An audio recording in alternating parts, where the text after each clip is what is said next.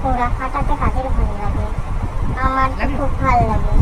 সেদিনকে আমার একটা ক্লায়েন্ট দিদি বুকে দেখছি ফোড়া হয়েছে, তো আমি বললাম যে ব্যথা করছে?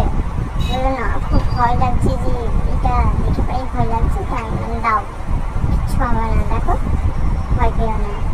বলে ফাটিয়ে দিলাম, একদম ক্লিন করে দিলাম, আর দিদি তো খুব খুশি হয়ে গেল।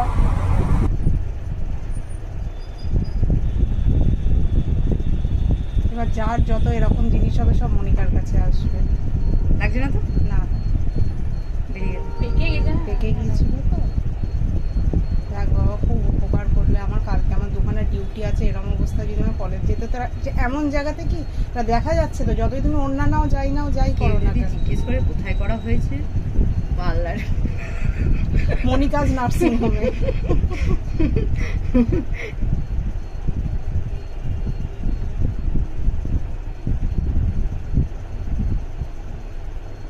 আমার শ্বশুর শাশুড়ি এসছেন, আমার শাশুড়িকে বললাম আমি গরম জলে তুলো ফুটিয়ে দিচ্ছি। আমি তো নিচু হয়ে দেখতে পাচ্ছি না, দেখতে গেলে আয়নায় দেখতে হবে।